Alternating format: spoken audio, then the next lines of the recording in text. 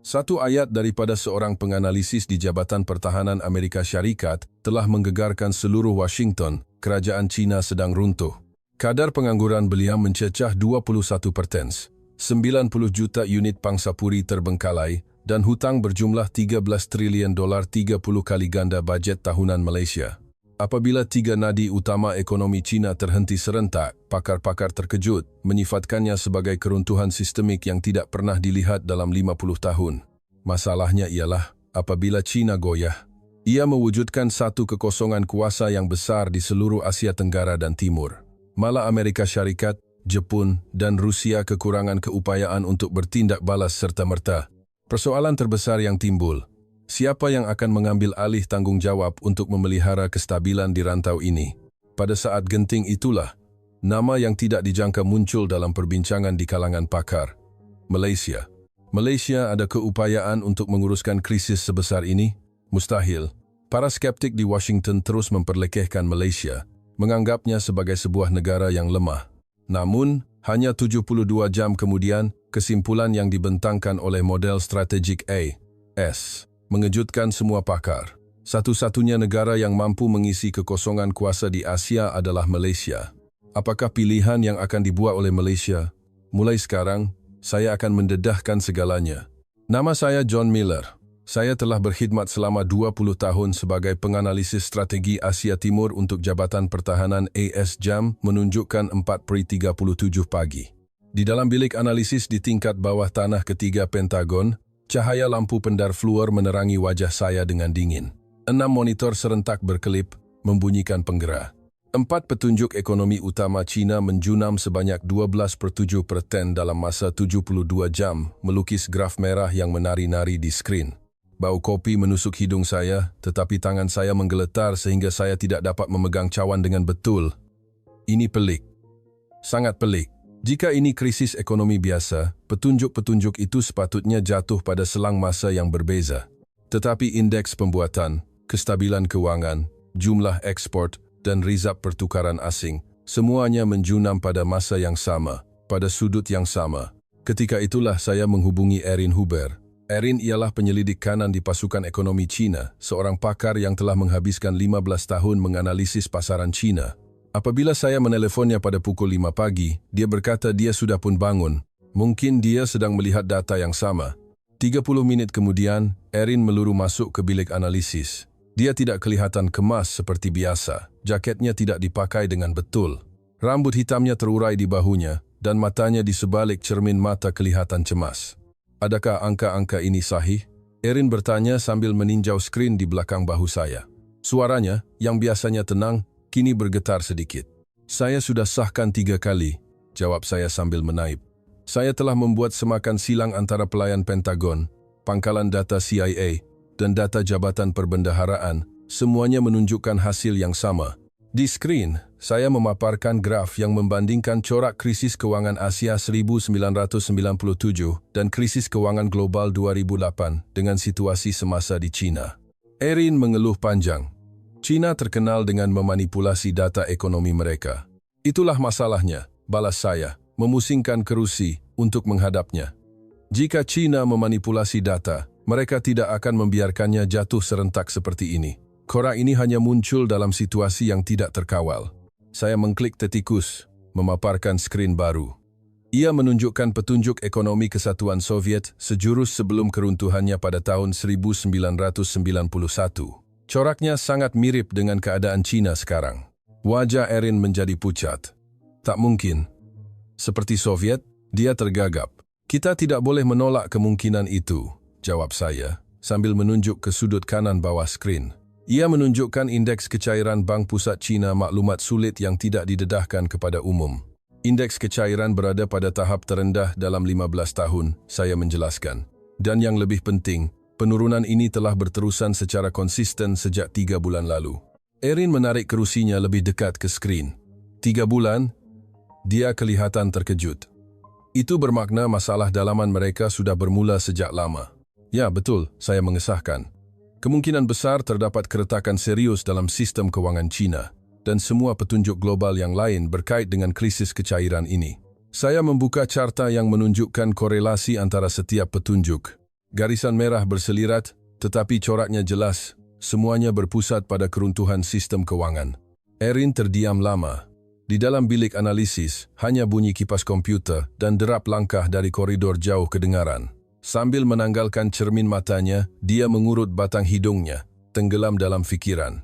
Jika analisis awak betul, Erin bergumam, ini bukan sekadar krisis ekonomi. Tepat sekali, saya menjawab dengan tegas. Ini krisis rejim. Erin, lengkungan graf ini hanya muncul apabila sesebuah rejim itu sendiri yang bergegar, bukan hanya ekonominya. Erin mengangguk, tetapi wajahnya masih penuh keraguan. China telah mengharungi banyak krisis sebelum ini, bantahnya. Keruntuhan pasaran saham 2015, perang perdagangan 2018 mereka bertahan.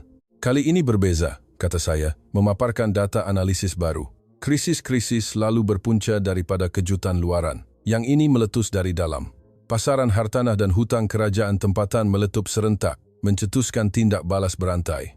Secara rasmi, hutang kerajaan tempatan adalah 120% daripada KDNK, tetapi anggaran sebenar mungkin melebihi 200%. 70% daripada hutang ini terikat dengan hartanah, dan harga di Beijing, Shanghai, dan Shenzhen semuanya menjunam.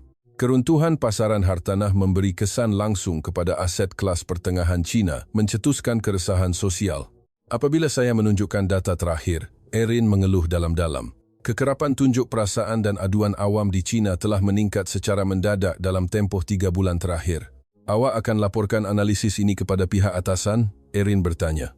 Itu rancangannya, saya menjawab. Tetapi saya perlukan bukti yang lebih kukuh. Erin mengangguk. Ada apa-apa yang saya boleh bantu? Adakah awak mempunyai akses kepada dokumen dalaman China? Maklumat yang tidak didedahkan kepada umum? Saya bertanya. Erin berfikir sejenak sebelum menjawab dengan berhati-hati. Saya ada beberapa saluran, tetapi ia mungkin berisiko. Jika situasi ini seserius yang saya fikirkan, kata saya, kita perlu mengambil risiko itu. Jam menunjukkan pukul 6 pagi. Langit di luar bilik analisis mula cerah. Selama 2 jam, Erin dan saya berbincang secara intensif mengenai 4 petunjuk utama dan kaitannya. Perlahan-lahan, Erin mula bersetuju dengan analisis saya. Baiklah, saya akan gunakan saluran saya, kata Erin. Tapi ia akan mengambil sedikit masa, dan perkara ini hanya antara kita berdua. Kabar angin tidak boleh tersebar selagi kita tidak pasti. Sudah tentu, saya mengangguk. Kita perlu berhati-hati. Selepas Erin pergi, saya tinggal sendirian di bilik analisis, memeriksa semula data. Semakin lama, keyakinan saya semakin kuat. Ini bukan sekadar pembetulan ekonomi. Ini adalah keretakan asas dalam sistem gergasi yang bernama China. Dan saya adalah orang pertama yang menemuinya. 72 jam telah berlalu. Selama 3 malam tanpa tidur, saya berulang kali menganalisis data yang sama. 7 cawan kopi kosong bertimbun di atas meja saya, dan cahaya pendar fluor membuatkan mata saya pedih. Hanya bunyi papan kekunci yang memecah kesunyian di ruang bawah tanah itu. Pada pukul 5.42 pagi, telepon saya bergetar. Ia daripada Erin. Suaranya di hujung talian lebih rendah dan berhati-hati daripada biasa. Boleh kita jumpa sekarang? Saya ada bawa sesuatu yang penting. 30 menit kemudian, Erin muncul di bilik analisis. Wajahnya pucat dan tidak seperti biasa, dia memakai jaket berhut hitam yang menutupi kepalanya. Di tangannya, dia memegang sampul surat tebal. Selepas menutup pintu dan memeriksa keadaan sekeliling, Erin duduk di hadapan meja saya. Dia mengeluarkan beberapa helai dokumen daripada sampul surat itu. Semuanya dokumen dalaman dalam bahasa Cina. Sebelum awak lihat ini, ada sesuatu yang awak perlu tahu, kata Erin. Dokumen-dokumen ini secara rasminya tidak wujud. Dia menolak dokumen pertama ke arah saya. Di bahagian atas, terdapat logo Bank Pusat China yang jelas. Erin mula menjelaskan, ini adalah laporan dalaman yang telah dipadamkan segera oleh kerajaan China bulan lepas. Ia mengandungi butiran sebenar krisis kecairan Bank Pusat. Tangan saya mula menggeletar semasa saya membaca. Nisbah pinjaman tidak berbayar, NPL. Sebenar di 4 bank milik negara China adalah 3 kali ganda lebih tinggi daripada angka rasmi. Khususnya bagi Industrial and Commercial Bank of China dan China Construction Bank, pinjaman tidak berbayar mencecah 35% daripada jumlah keseluruhan pinjaman. Kalau ini benar, saya bergumam. Erin menghulurkan dokumen kedua. Kali ini, ia adalah memo dalaman Kementerian Pertahanan China. Ini berkaitan industri ketenteraan, jelasnya. juga dipadamkan dari semua pelayan 3 hari lalu. Dokumen itu mengandungi maklumat yang mengejutkan. Kapasiti pengeluaran syarikat-syarikat persenjataan China hanya beroperasi pada tahap 60% daripada yang dirancang. Lebih serius lagi, terdapat gangguan dalam rantaian bekalan komponen untuk sistem senjata utama. Erin mengeluarkan dokumen ketiga. Ini yang paling sensitif. Laporan mengenai perebutan kuasa dalaman parti. Nafas saya seakan terhenti apabila melihatnya. Terdapat perbezaan pendapat yang serius di kalangan ahli jawatan kuasa tetap Politburo Parti Komunis Cina. Puak pelampau dan puak sederhana bertelaga hebat mengenai cara menangani krisis ekonomi. Puak pelampau mendesak agar pencerobohan ke atas Taiwan dilancarkan untuk mengalihkan perhatian rakyat, manakala puak sederhana berkeras bahawa tumpuan harus diberikan kepada pemulihan ekonomi.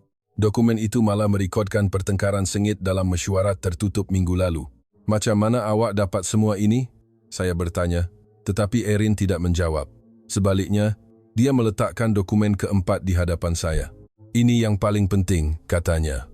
Memo dalaman mengenai suntikan kecairan kecemasan oleh Bank Pusat. Peluh dingin mengalir di belakang saya. People's Bank of China secara rahsia telah menyuntik dana kecemasan ke dalam bank-bank komersial utama sejak 2 minggu lalu. Jumlahnya mencecah 3 triliun yuan, kira-kira 2 triliun ringgit Malaysia.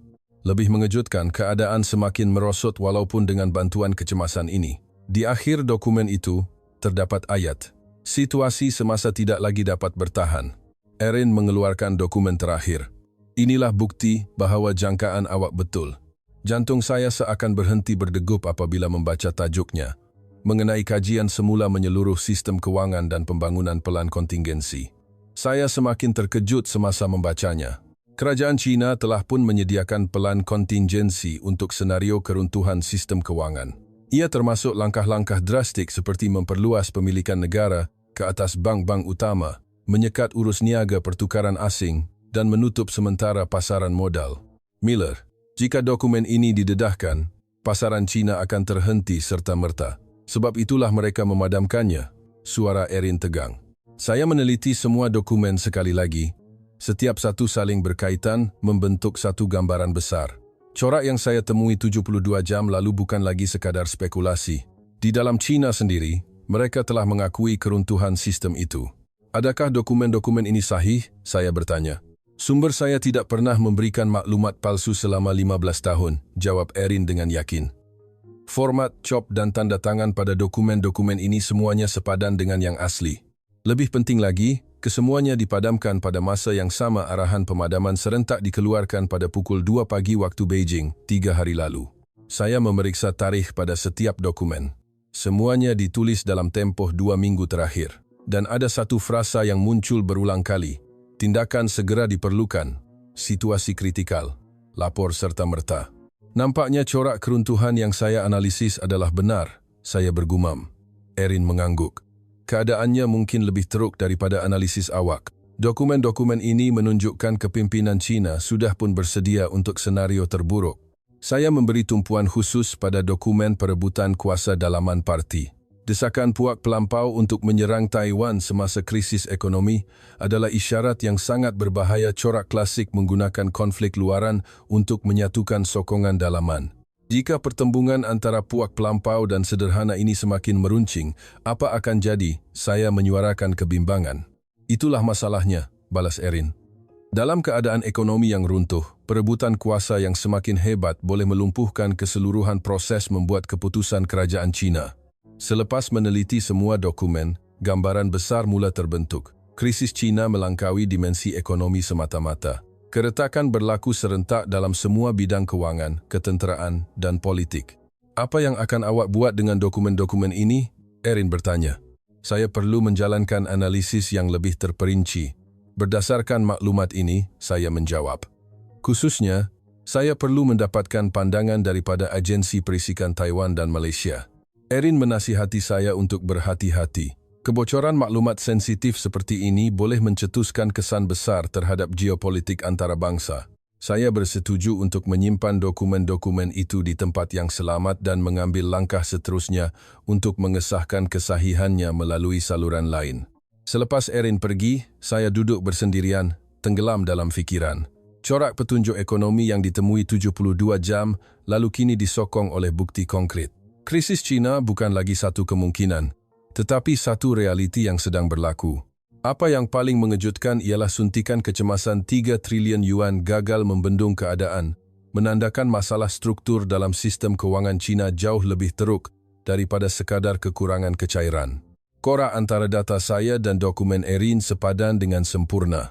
Penurunan mendadak petunjuk ekonomi, kemerosotan institusi kewangan, kekacauan politik, dan kekurangan kesediaan ketenteraan semuanya saling berkaitan. Kini, tugas saya jelas. Menganalisis maklumat ini dalam konteks yang lebih luas dan meramalkan kesannya, terutamanya di rantau Asia. Dalam proses itu, saya perlu meneliti dengan teliti keupayaan tindak balas Taiwan dan Malaysia.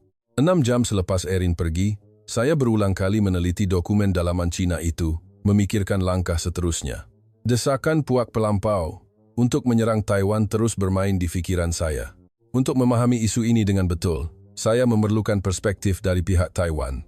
Pada pukul 2.30 petang, saya cuba menghubungi saluran tidak rasmi dengan Biro Perisikan Taiwan. Saya meminta pertemuan segera dengan timbalan pengarah Li Wei, seorang pegawai perisikan veteran berusia pertengahan 50 propaan yang telah menghabiskan 20 tahun menganalisis pergerakan tentera China.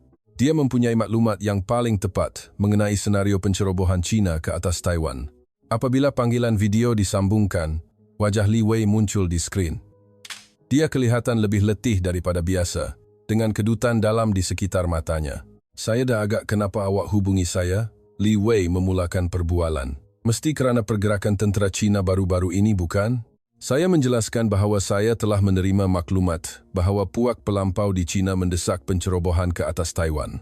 Saya ingin tahu keadaan kesediaan sebenar tentera China. Li Wei mengeluh panjang sebelum mula menerangkan pemerhatiannya sejak 2 minggu lalu. Pertama, keadaan kapal pendaratan amfibia China. Menurut Li, 3 kapal pendaratan utama tentera laut China semuanya mengalami kerosakan mekanikal. Kapal serangan amfibia Type 075 khususnya telah berlabuh di pelabuhan sejak minggu lalu kerana enjin terlampau panas. Keadaan kapal pengangkut pesawat lebih teruk.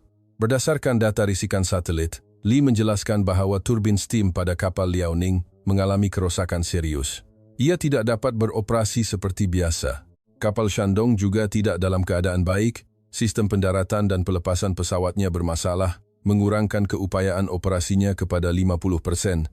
Li Wei terus menyampaikan maklumat yang mengejutkan. Sistem bekalan bahan api tentera China juga menghadapi masalah serius. Stok di depo bahan api tentera utama telah menurun kepada 30% daripada paras biasa. Kekurangan bahan api amat teruk di pangkalan udara tentera udara China yang ditempatkan berhampiran Selat Taiwan. Beberapa pangkalan terpaksa mengurangkan kekerapan latihan penerbangan pejuang sebanyak separuh. Saya menyuarakan keraguan sama ada China benar-benar boleh melancarkan pencerobohan ke atas Taiwan dalam keadaan sedemikian. Itulah yang paling pelik, jawab Li Wei. Jika mereka benar-benar bersedia untuk menceroboh, mereka sepatutnya menyelesaikan masalah ini terlebih dahulu. Tetapi sebaliknya, tentera China lebih menumpukan pada propaganda media daripada menyelesaikan masalah. Media kendalian kerajaan China setiap hari melaporkan retorik agresif terhadap Taiwan, tetapi persiapan ketenteraan sebenar mereka semakin merosot. Ini corak yang sangat tidak normal. Li Wei memberikan analisis yang lebih terperinci. Hasil pemintasan komunikasi tentera China menunjukkan kekeliruan dan rasa tidak puas hati yang semakin meningkat di kalangan komander di lapangan. Tiada penyelesaian diberikan untuk kerosakan peralatan dan arahan yang jelas dari ibu pejabat juga kurang. Lebih mengejutkan, moral dalam tentera China merosot. Menurut maklumat yang diperoleh Li Wei, kes pembelotan telah meningkat di beberapa unit, terutamanya di garison berhampiran Selat Taiwan, di mana kebimbangan di kalangan askar merebak dengan cepat. Adakah kepimpinan China tidak tahu tentang keadaan ini? Saya bertanya. Mustahil, jawab Li Wei. Pemimpin tertinggi China pasti menerima laporan masa nyata mengenai keadaan tentera. Ini bermakna retorik keras mereka sekarang mempunyai tujuan lain, bukan niat untuk menceroboh. Li Wei berkongsi imej satelit di skrin. Ia menunjukkan pangkalan peluru berpandu utama di Perintah Teater Selatan dan Utara China. Imej itu menunjukkan banyak pelancar peluru berpandu sedang dalam penyelenggaraan. khususnya 40% daripada peluru berpandu DF-21D yang disasarkan ke Taiwan tidak dapat beroperasi. Ini jauh dari mencukupi untuk menjalankan operasi pencerobohan yang berkesan. Li Wei terus menyenaraikan masalah tentera China. Kadar kerosakan enjin kapal selam tentera laut meningkat 3 kali ganda berbanding biasa, dan kadar kesediaan jet pejuang tentera udara menurun kepada 60%. Menyatukan semua maklumat ini membawa kepada satu kesimpulan. China pada masa ini tidak mempunyai keupayaan ketenteraan untuk menceroboh Taiwan. Sebaliknya, keseluruhan sistem ketenteraan mereka sedang menghadapi masalah yang serius. Kalau begitu, apa maksud retorik keras China? Saya bertanya. John, ini bukan pencerobohan, ini satu pertaruhan. Ia adalah bukti bahwa keadaan dalaman mereka goyah, suara Li Wei penuh keyakinan. Dia menjelaskan bahwa kepimpinan China sedang mewujudkan ketegangan luaran untuk menyembunyikan kekacauan ekonomi. Mereka tidak mempunyai keupayaan untuk menceroboh, tetapi mereka menggunakan Taiwan sebagai alat untuk mengalihkan perhatian rakyat. Ini adalah strategi yang sangat berbahaya. Meneruskan retorik keras tanpa persediaan ketenteraan boleh menyebabkan keadaan menjadi tidak terkawal, terutamanya jika puak pelampau di China menuntut tindakan sebenar. Li Wei menjelaskan dasar tindak balas kerajaan Taiwan.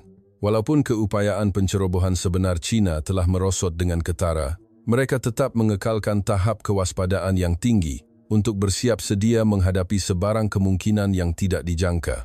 Walau bagaimanapun, di kalangan kepimpinan tentera Taiwan, penilaian yang dominan ialah ancaman dari China secara praktikalnya telah berkurangan. Sebaliknya, mereka lebih menumpukan perhatian kepada kemungkinan keruntuhan dalaman China. Saya meminta analisis Taiwan mengenai senario keruntuhan China. Li Wei berkongsi kandungan laporan rahasia yang disediakan oleh Biro Perisikannya. Analisis itu menunjukkan bahwa kekacauan ekonomi China membawa kepada ketidakstabilan politik yang seterusnya mempercepatkan ketidakupayaan ketenteraan mewujudkan satu kitaran ganas.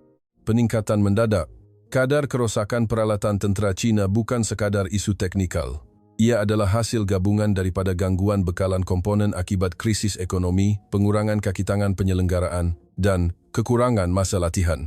Akhir sekali, Li Wei menyampaikan satu maklumat penting. Konflik antara komander tentera dan pemimpin politik di China semakin meruncing.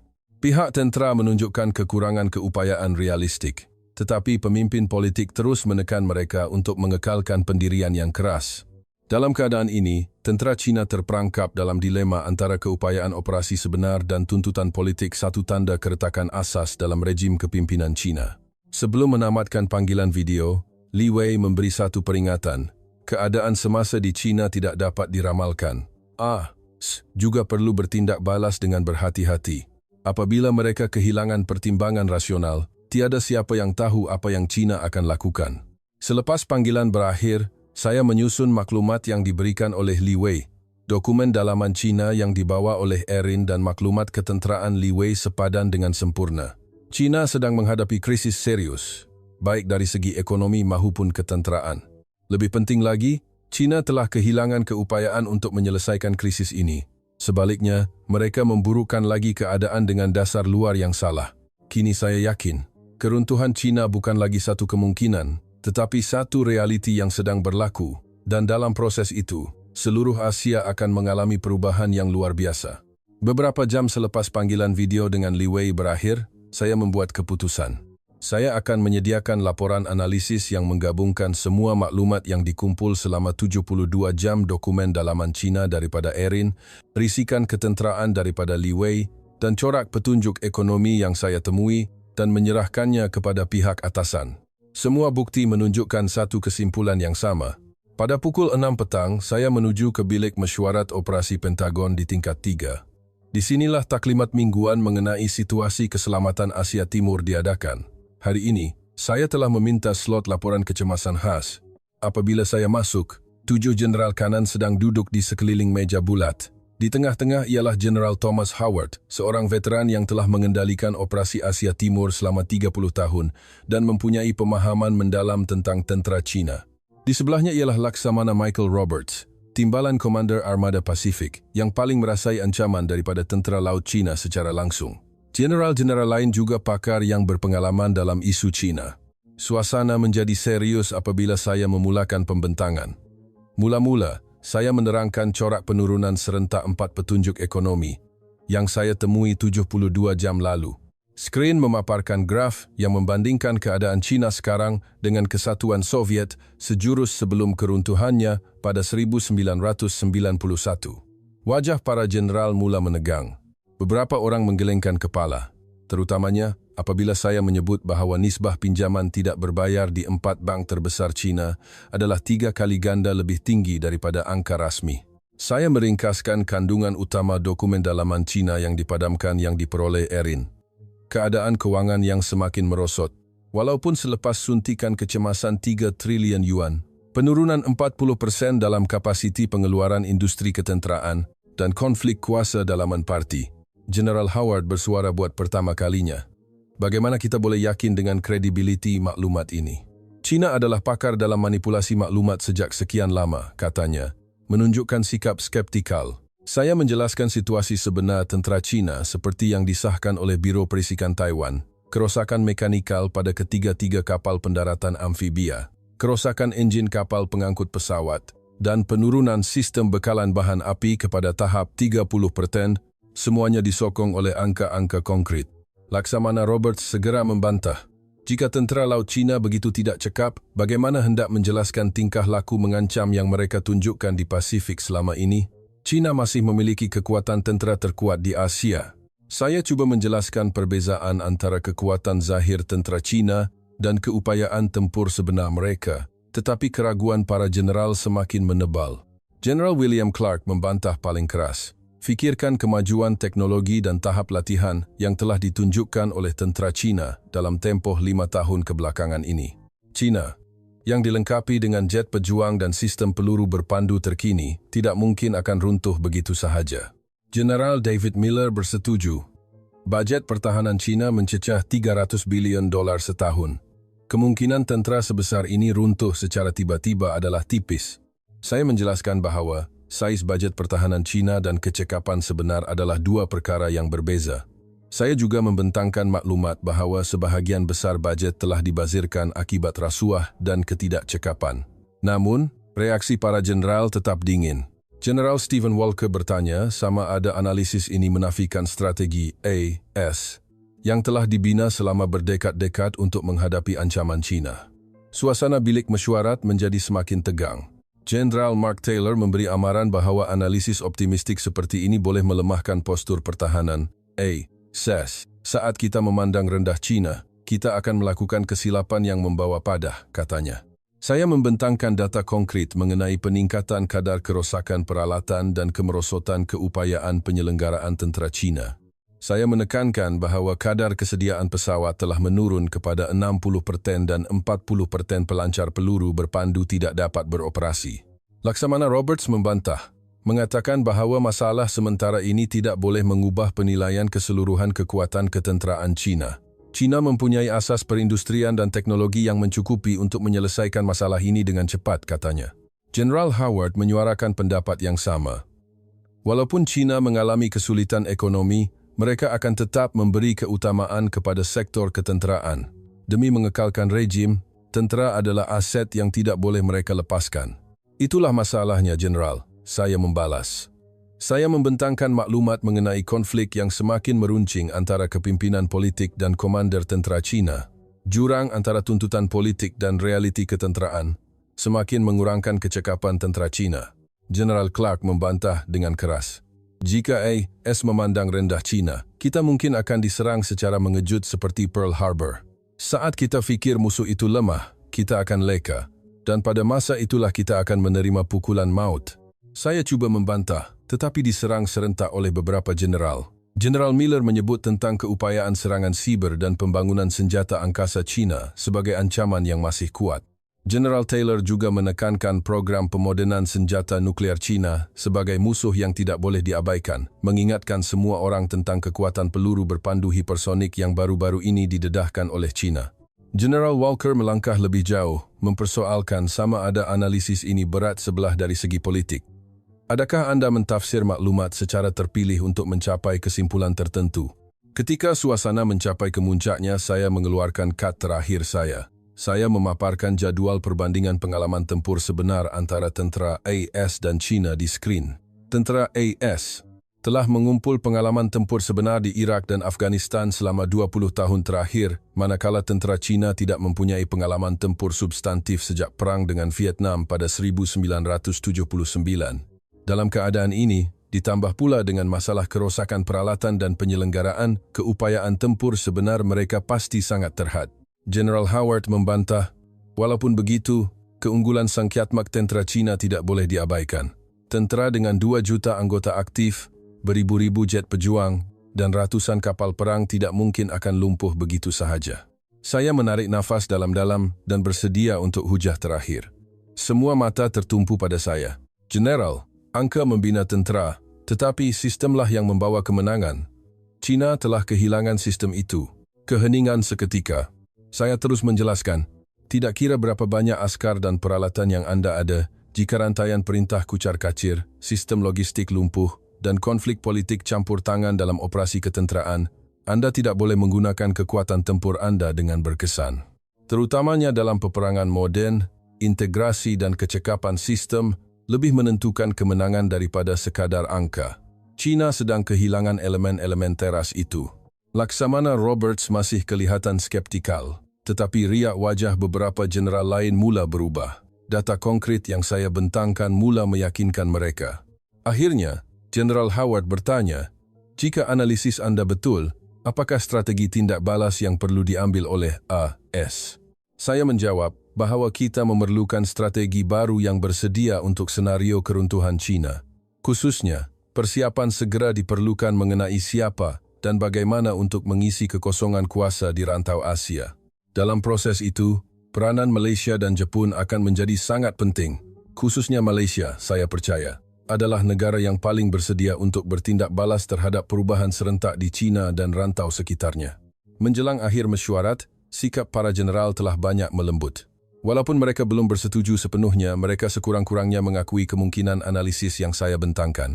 General Howard mencadangkan agar analisis ini diteliti dengan lebih terperinci sebelum dibincangkan semula, terutamanya dengan keperluan untuk perundingan lanjut dengan agensi perisikan Malaysia dan Jepun. Sambil berjalan keluar dari bilik mesyuarat, perasaan saya bercampur baur. Saya sedar betapa sukarnya untuk mengubah persepsi sedia ada mengenai China, walaupun di kalangan kepimpinan tentera AS. Tetapi pada masa yang sama, saya melihat kemungkinan perubahan. Beratnya bukti yang saya kumpulkan mula diakui. Kini, tiba masanya untuk melangkah ke peringkat seterusnya.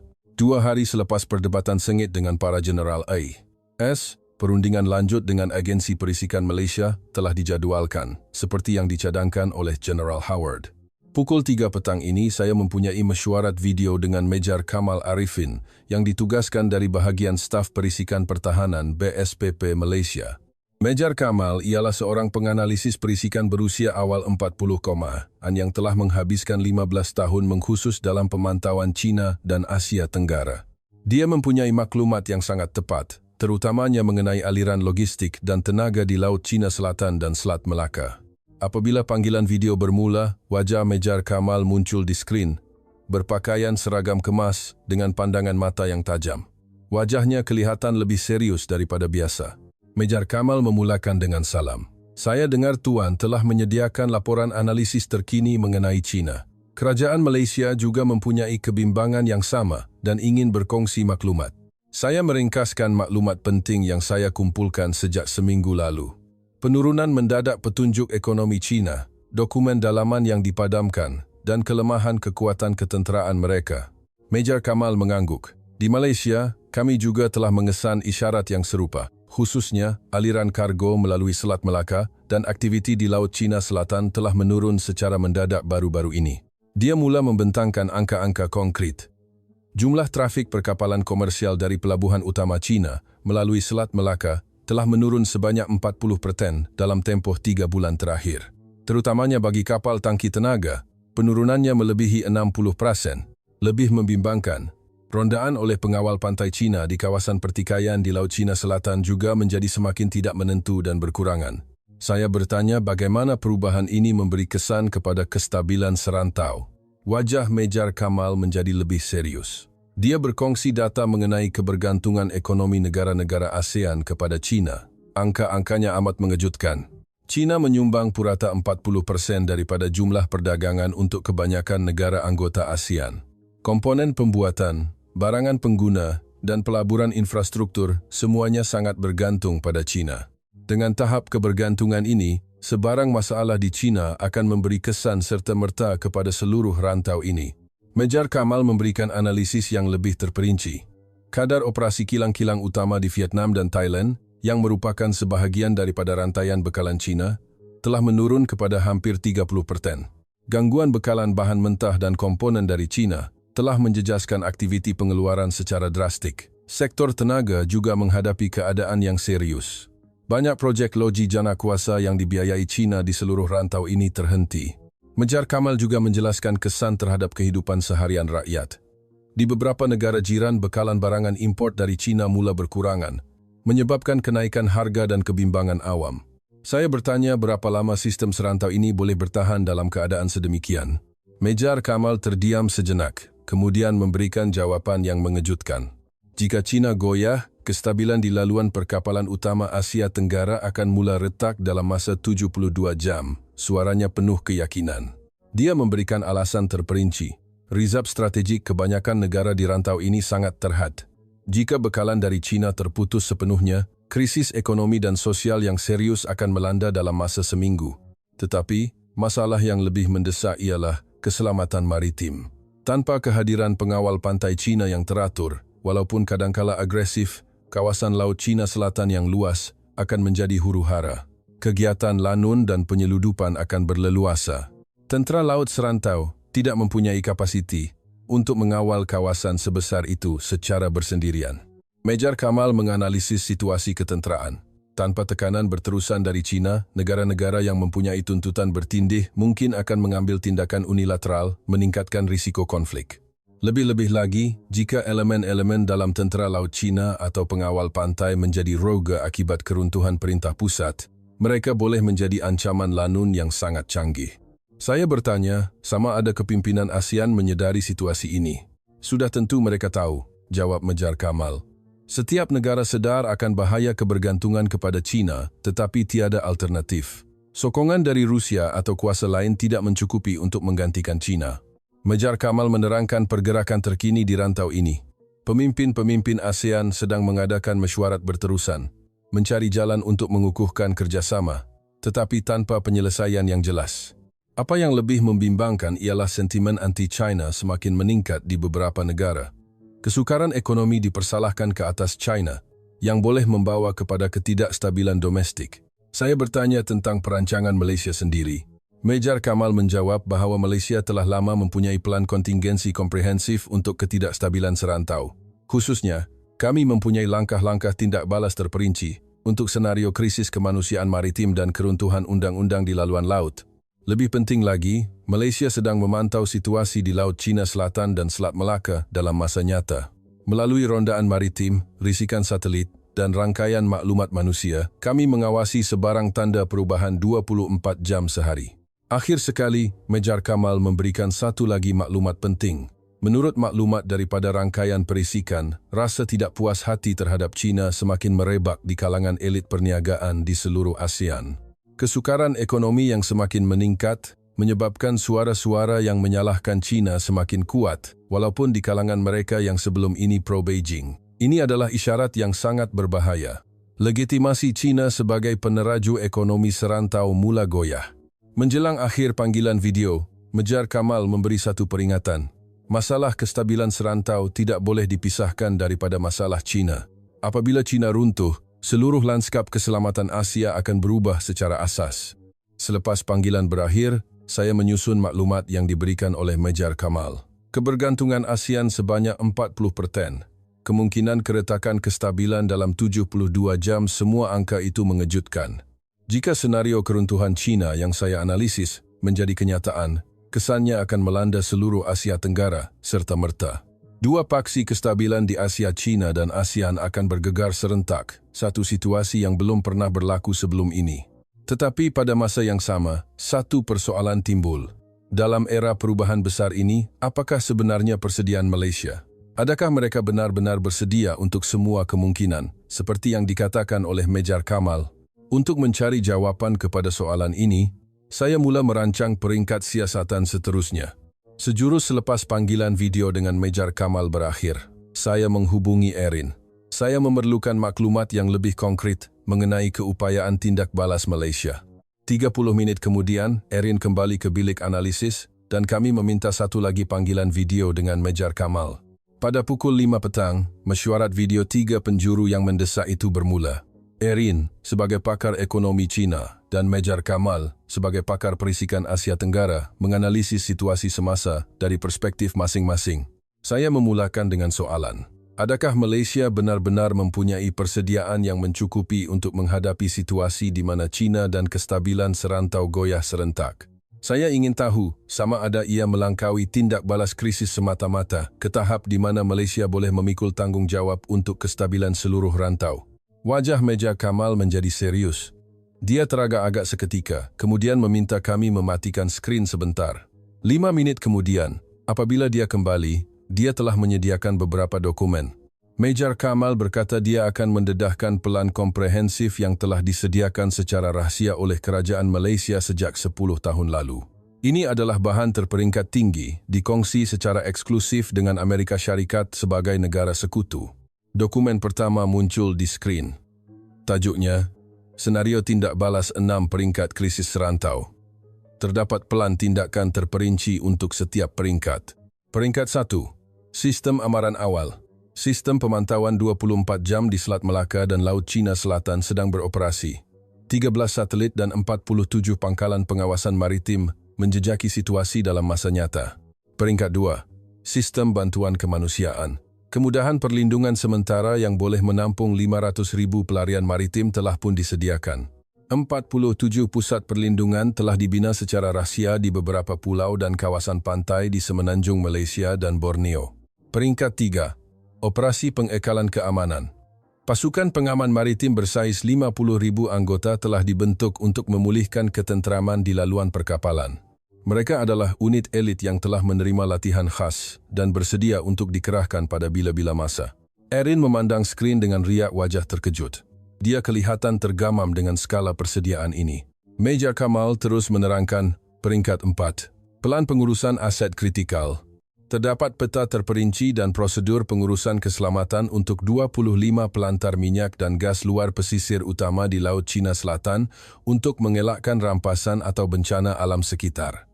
Peringkat 5. Program Integrasi Ekonomi. Pelan 10 tahun untuk pemulihan ekonomi pesat di negara-negara ASEAN yang terjejas telah dirangka. Matlamatnya adalah untuk menstabilkan rantaian bekalan serantau dan membina semula infrastruktur kritikal dalam tempoh 3 tahun. Akhir sekali, peringkat 6. Rangka kerja kerjasama antarabangsa. Sistem kerjasama dengan AS, Jepun, Australia, dan EU telah diwujudkan. Malah, rancangan terperinci untuk mendapatkan dana dan sokongan teknikal yang diperlukan untuk operasi penstabilan serantau telah dibuat. Saya menyuarakan keraguan tentang keboleh-laksanaan rancangan ini. Mejar Kamal mendedahkan dokumen kedua. Penilaian keupayaan tindak balas krisis serantau Malaysia. Dokumen ini menyenaraikan keupayaan sebenar Malaysia secara konkret. Pertama, keupayaan ekonomi. KDNK Malaysia berada di kedudukan antara 30 teratas di dunia dan merupakan salah satu ekonomi paling stabil di ASEAN. Ia mempunyai kapasiti yang mencukupi untuk menerajui dana pemulihan serantau. Keupayaan teknikal juga cemerlang. Industri semikonduktor, elektronik, dan perkhidmatan Malaysia bertaraf dunia. Ia boleh membekalkan sebahagian besar teknologi dan peralatan yang diperlukan untuk membina semula infrastruktur serantau. Keupayaan ketenteraan lebih mengagumkan. Angkatan Tentera Malaysia sangat dihormati dan mempunyai pengalaman luas dalam operasi pengaman PBB. Khususnya, keupayaan perang maritim dan pengawasan mereka adalah antara yang terbaik di rantau ini. Erin bertanya tentang kedudukan antarabangsa Malaysia. Mejar Kamal menunjukkan dokumen ketiga. Rangkaian Global Malaysia. Sebagai anggota aktif ASEAN, OIC, dan Commonwealth, Malaysia mempunyai pengaruh yang besar dalam komuniti antarabangsa. Khususnya, kuasa lunak Malaysia berada pada tahap yang luar biasa. Melalui kepelbagaian budaya, pelancongan, dan peranannya sebagai negara Islam yang sederhana, ia telah membina imej positif di seluruh dunia. Ini boleh menjadi aset besar dalam membentuk pendapat antarabangsa. Mejar Kamal mendedahkan dokumen yang paling penting pada akhir sekali, Pelan Operasi Pengurusan Sempadan Maritim. Ia adalah pelan kontingensi untuk kekacauan yang mungkin timbul di laluan perkapalan akibat keruntuhan China. Malaysia telah pun menubuhkan rangkaian komunikasi rahsia dengan syarikat-syarikat perkapalan utama dan komuniti maritim di seluruh rantau. Melalui mereka, ia boleh memahami situasi dalam masa nyata dan, jika perlu, melancarkan operasi untuk memastikan keselamatan. Lebih mengejutkan, Malaysia mempunyai rancangan untuk menubuhkan pangkalan bantuan kemanusiaan di beberapa lokasi strategik di sepanjang laluan laut utama, menunjukkan kesediaan untuk melindungi, bukan sahaja kepentingannya sendiri, tetapi juga kepentingan komuniti antarabangsa. Saya menyuarakan keraguan sama ada rancangan yang begitu luas ini benar-benar boleh dilaksanakan.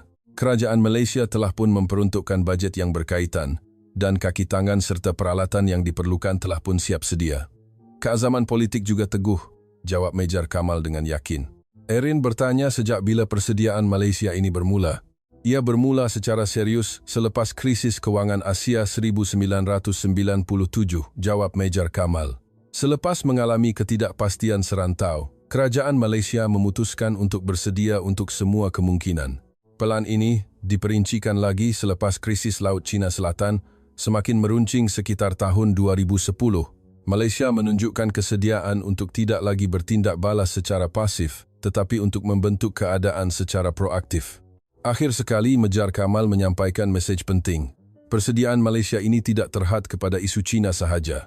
Ia adalah sebahagian daripada visi komprehensif untuk keselamatan dan pembangunan seluruh Asia Tenggara. Apabila China goyah dan rantau menjadi tidak stabil, Malaysia boleh menjadi paksi baru di rantau ini. Dari segi keupayaan ekonomi, keunggulan teknologi, nilai demokrasi, dan kepercayaan antarabangsa, Malaysia adalah negara yang paling sesuai. Kami bersedia untuk memikul tanggungjawab menjaga kestabilan di rantau ini. Suara Mejar Kamal tidak bergetar. Selepas panggilan video berakhir, Erin dan saya terdiam seketika. Tahap persediaan Malaysia jauh melebihi imajinasi kami. Ia bukan sekadar tindak balas krisis, tetapi strategi komprehensif untuk membina orde serantau yang baru. Erin bersuara dahulu. Jika senario keruntuhan China menjadi kenyataan, Malaysia boleh menjadi penerima manfaat terbesar. Ia adalah satu-satunya negara yang boleh mengubah krisis menjadi peluang.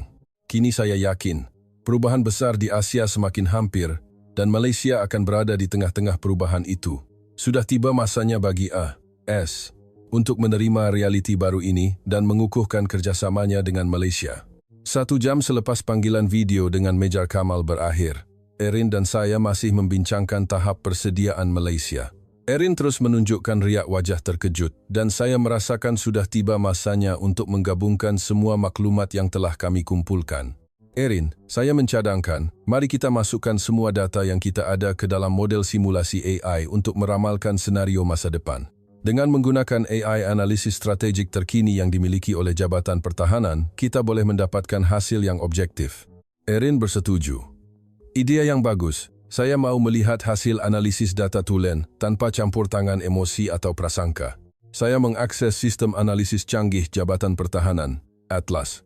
Sistem ini adalah AI canggih yang meramalkan senario geopolitik dengan menggabungkan semua pemboleh ubah ekonomi, politik, ketenteraan, dan sosial. Ia adalah alat analisis paling rahsia di Pentagon. Mula-mula, saya memasukkan data berkaitan China, corak kejatuhan petunjuk ekonomi, dokumen dalaman yang dipadamkan yang dibawa oleh Erin, tanda-tanda keruntuhan sistem kewangan, dan maklumat kelemahan ketenteraan. Seterusnya, saya menambah data serantau, kebergantungan ekonomi ASEAN kepada China, kerapuhan laluan perkapalan, dan potensi peningkatan ketidakstabilan. Yang paling penting ialah data Malaysia, pelan tindak balas 6 peringkat, kapasiti perlindungan 500,000 orang, pasukan pengaman maritim 50,000 anggota, KDNK yang kukuh, keunggulan teknologi, dan kepercayaan antarabangsa. Selain itu, saya memasukkan keupayaan dan kemungkinan tindak balas AS, Jepun, dan Rusia menukar kekuatan ketenteraan, kuasa ekonomi, dan pengaruh serantau mereka kepada angka objektif. Sistem AI mula memproses data. Di skrin, beribu-ribu pemboleh ubah dipaparkan dalam masa nyata sedang dikira melalui algoritma yang kompleks. Proses itu dijangka mengambil masa kira-kira 20 minit. Sementara menunggu, Erin kelihatan cemas. Bagaimana jika hasil analisis AI berbeza daripada jangkaan kita? Mungkin analisis kita selama ini dipengaruhi oleh bias subjektif. Sebab itulah kita perlukan analisis AI. Saya menjawab. Mari kita ramalkan masa depan hanya dengan data objektif. Walaupun hasilnya berbeza daripada jangkaan kita, saya bersedia untuk menerimanya. 15 menit kemudian, hasil awal mula muncul di skrin. Indeks kestabilan rejim China amat ketara. Jika tren semasa berterusan, kebarangkalian keruntuhan dalam tempoh 6 bulan dikira pada 73%. Kebarangkalian keruntuhan serantau yang berkaitan lebih mengejutkan. Jika China bermasalah, kebarangkalian Asia Tenggara akan mengalami krisis serius dalam tempoh 30 hari adalah 94%. Ini adalah hasil yang lebih pesimis daripada analisis 72 jam Mejar Kamal. Akhirnya, analisis lengkap. Mesej analisis senario orde masa depan Asia selesai muncul di skrin. Erin dan saya menahan nafas, menunggu hasilnya. Senario pertama, kemungkinan pengekalan orde berpusatkan China, 12%. Analisis menunjukkan kemungkinan China mengekalkan statusnya sebagai kuasa hegemoni serantau adalah sangat rendah. Senario kedua, kemungkinan kembali ke orde berpusatkan AS, 15%. Kemungkinan AS menjadi kuasa hegemoni mutlak di Asia sekali lagi juga tidak tinggi, disebabkan oleh kekangan jarak dan tumpuan yang terbahagi akibat isu-isu di tempat lain. Senario ketiga, kemungkinan orde berpusatkan Jepun, 5%. Walaupun mempunyai kekuatan ekonomi, kekangan ketenteraan dan beban sejarah menyukarkan Jepun untuk mempamerkan kepimpinan serantau. Erin memandang skrin dengan cemas.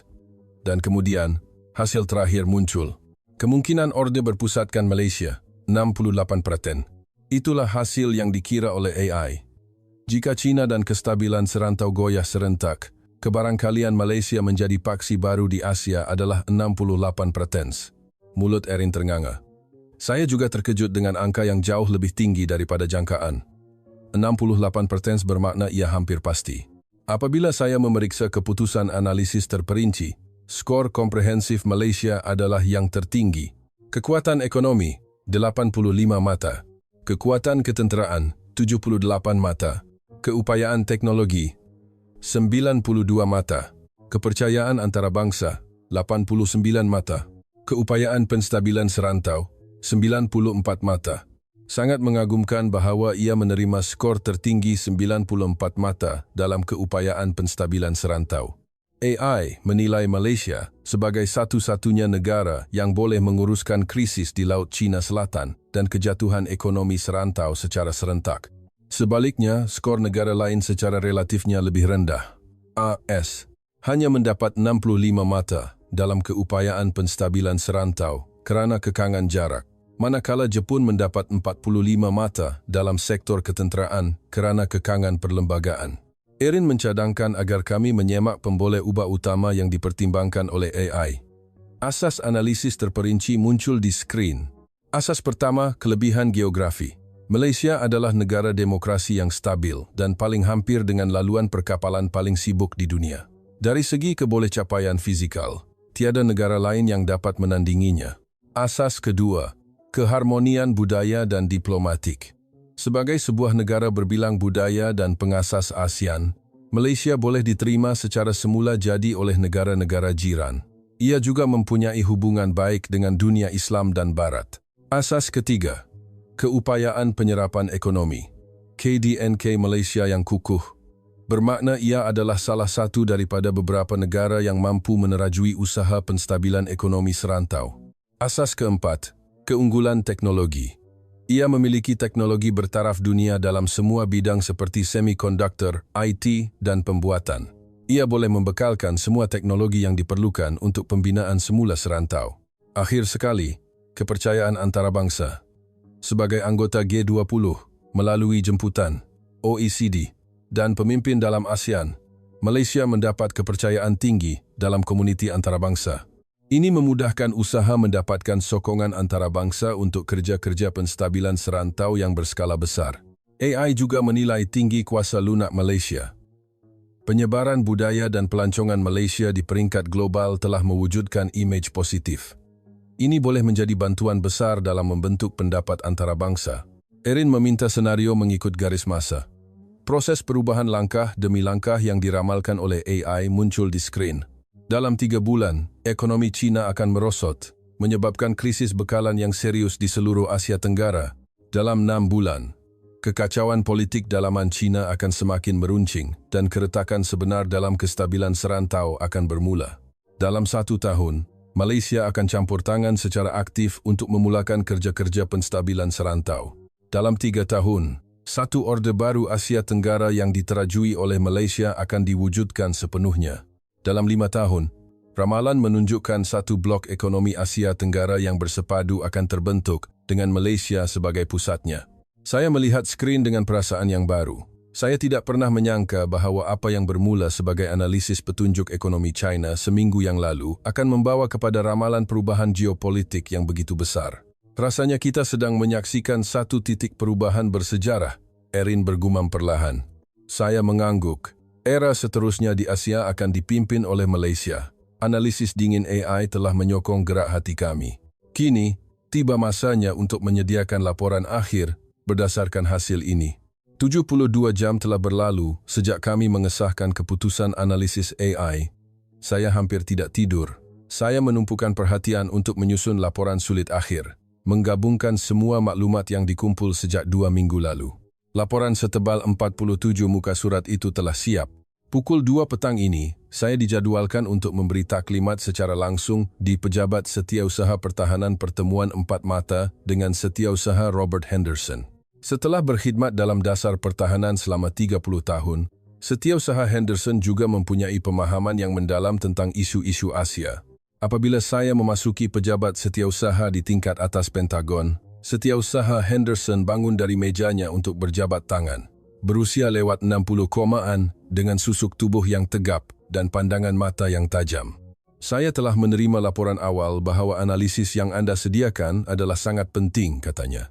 Saya mula dengan menerangkan corak penurunan serentak 4 petunjuk ekonomi China yang saya temui 2 minggu lalu. Graf yang membandingkan keadaan China sekarang dengan Kesatuan Soviet sejurus sebelum keruntuhannya muncul di skrin besar. Wajah Setiausaha menjadi semakin serius. Seterusnya, saya melaporkan kandungan utama dokumen dalaman China yang dipadamkan yang diperoleh Erin. Keadaan kewangan yang semakin merosot. Walaupun selepas suntikan kecemasan 3 triliun yuan, konflik kuasa dalaman parti, dan penurunan 40% dalam kapasiti pengeluaran industri ketenteraan, semuanya dibentangkan dengan angka-angka konkret. Setiausaha Henderson menyoal soalan pertamanya. Bagaimana kita boleh menjamin kebolehpercayaan maklumat ini? Memandangkan keupayaan China dalam manipulasi maklumat, kita perlu berhati-hati. Saya menjelaskan situasi sebenar tentera China seperti yang disahkan oleh Biro Perisikan Taiwan. Kerosakan mekanikal pada keseluruhan armada pendaratan amfibia, kerosakan enjin kapal pengangkut pesawat, dan 40% pelancar peluru berpandu tidak dapat beroperasi, semuanya sepadan dengan dokumen dalaman. Setiausaha mengangguk. Teruskan. Saya beralih kepada analisis serantau berdasarkan maklumat yang diberikan oleh Mejar Kamal, menjelaskan kebergantungan ASEAN kepada China dan kerapuhan sistemik yang boleh membawa kepada keretakan dalam 72 jam. Saya menekankan angka-angka yang mengejutkan seperti gangguan bekalan dan ancaman keselamatan maritim. Wajah Setiausaha Henderson menjadi serius. Jadi, jika China bermasalah, seluruh Asia Tenggara juga menjadi tidak stabil serentak. Ya, Tuan Setiausaha, saya menjawab. Ini menandakan satu anjakan tektonik di seluruh Asia. Kini tiba masanya untuk melaporkan bahagian yang paling penting, keupayaan tindak balas Malaysia. Saya menerangkan secara terperinci pelan tindak balas 6 peringkat. Kemudahan perlindungan 500,000 orang, pasukan pengaman maritim 50,000 anggota, dan rancangan pengurusan sempadan maritim. Setiausaha Henderson menunjukkan riak wajah terkejut. Dia kelihatan tergamam dengan tahap persediaan Malaysia. Malaysia telah membuat persediaan pada tahap ini tanpa pengetahuan kita, dia bergumam. Akhir sekali, saya membentangkan keputusan simulasi AI. Saya melaporkan analisis bahawa kemungkinan Orde Masa Depan Asia berpusatkan Malaysia adalah 68%. Mata Setiausaha terbeliak. Setiausaha Henderson terdiam seketika. Dia bertanya tentang pemboleh ubah utama yang dipertimbangkan oleh AI. Saya menjelaskan kelebihan geografi, keupayaan penyerapan ekonomi, keunggulan teknologi, dan kepercayaan antarabangsa. Saya menekankan bahawa Malaysia menerima skor tertinggi 94 mata dalam keupayaan penstabilan serantau. AI menilai Malaysia sebagai satu-satunya negara yang boleh menguruskan krisis di Laut Cina Selatan dan Asia Tenggara secara serentak, saya melaporkan. Apakah peranan AS dalam semua ini? Setiausaha Henderson bertanya. AS mesti beralih daripada menjadi pengurus langsung di Asia kepada menjadi penyokong Malaysia, saya menjawab. Kita mesti mengakui realiti bahawa kekangan jarak dan isu-isu global yang lain menyukarkan kita untuk memberi tumpuan sepenuhnya kepada Asia. Sebaliknya, kita memerlukan strategi untuk mengekalkan pengaruh serantau secara tidak langsung dengan mengukuhkan lagi pakatan kita dengan Malaysia. Kita mesti mewujudkan satu struktur di mana kejayaan Malaysia adalah kejayaan Amerika Syarikat. Setiausaha Henderson bertanya tentang senario perubahan mengikut garis masa. Saya menerangkan proses perubahan 5 peringkat yang diramalkan oleh AI. Krisis serentak di China dan rantau dalam 3 bulan, campur tangan besar Malaysia dalam 1 tahun, dan penubuhan Orde Baru dalam 3 tahun. Bahagian yang paling membimbangkan, Setiausaha, ialah tindak balas China yang tidak dapat diramalkan. Dia bertanya sama ada terdapat kemungkinan China akan mengambil tindakan drastik apabila terdesak. Saya menjawab bahawa ancaman sebenar adalah terhad memandangkan keupayaan ketenteraan China telah merosot dengan ketara. Disebabkan kekacauan dalaman, mereka terpaksa menumpukan perhatian untuk mengekalkan rejim daripada melancarkan serangan luaran, saya menganalisis. Akhir sekali, Setiausaha Henderson bertanya tentang tahap keyakinan saya terhadap keseluruhan analisis ini. Dengan maklumat individu, ia hanyalah spekulasi, saya menjawab. Tetapi semua bukti data ekonomi, dokumen yang dipadamkan, risikan ketenteraan, dan analisis AI menunjuk ke arah yang sama. Setiausaha Henderson mengangguk perlahan. Nampaknya saya perlu menilai semula persepsi saya terhadap Malaysia. Kita selalu menganggap Malaysia sebagai rakan kongsi yang perlu kita bantu, tetapi kini tiba masanya untuk mengiktiraf mereka sebagai rakan kongsi yang setara. Bahagian yang paling menarik perhatian, Setiausaha ialah kuasa lunak Malaysia. Dia terkejut bahawa pengaruh global melalui budaya dan diplomasi boleh menjadi aset politik yang begitu kuat. Saya menjelaskan bahawa Malaysia tidak menjadi pemimpin serantau hanya melalui kekuatan ekonomi atau ketenteraan. Ia menunjukkan kepimpinan yang sesuai untuk abad ke-21 dalam semua aspek, nilai demokrasi, tarikan budaya, dan inovasi teknologi. Setiausaha Henderson menyemak semula bahagian akhir laporan itu. Dia bertanya pendapat terakhir saya. Adakah semua perubahan ini satu peluang atau krisis untuk AS? Sudah pasti satu peluang, saya menjawab. Kerana pesaing seperti China semakin lemah dan sekutu yang boleh dipercayai seperti Malaysia semakin kuat. AS akan dapat mengekalkan pengaruh yang lebih besar dengan usaha yang lebih sedikit. Akhir sekali, Setiausaha Henderson menyoal soalan penting. Apa yang perlu AS lakukan sekarang? Saya mencadangkan 3 perkara. Pertama, kita mesti berkongsi maklumat dengan lebih rapat dengan Malaysia. Kedua, kita mesti bersedia untuk menyokong usaha penstabilan serantau Malaysia. Ketiga, kita mesti membangunkan pelan tindak balas AS sendiri untuk senario keruntuhan China. Setiausaha perlahan-lahan bangun dari kerusinya. Dia memandang keluar tingkap, tenggelam dalam fikiran sejenak. Kemudian dia berpaling dan berkata kepada saya, "Miller, jadi selama ini kuncinya kepada rantau ini ialah Malaysia." Suaranya bercampur dengan nada kagum. Saya menyampaikan mesej terakhir saya. "Tuan Setiausaha, apabila era China berakhir, era Malaysia akan bermula." Setiausaha Henderson mengangguk dan berkata dia akan menyampaikan laporan ini kepada Presiden. Dia kemudiannya mengarahkan pembentukan pasukan petugas untuk mewujudkan hubungan baru dengan Malaysia. Sambil berjalan keluar dari pejabat, saya mengimbas kembali perjalanan 2 minggu yang lalu. Apa yang bermula sebagai analisis petunjuk ekonomi yang mudah telah menjadi satu projek besar yang meramalkan masa depan seluruh Asia. Apa yang paling mengejutkan ialah kesediaan Malaysia. Sementara semua negara, termasuk AS, hanya menumpukan perhatian kepada kebangkitan China, Malaysia secara senyap-senyap telah bersedia untuk era baru. Ini hanyalah permulaan. Dalam beberapa bulan dan tahun akan datang, Asia akan menjadi tempat yang sama sekali berbeza. Dan di tengah-tengah perubahan itu akan berdiri sebuah Malaysia yang jauh lebih bersedia daripada yang pernah kita jangkakan. Kita cuma terlambat untuk menyedarinya.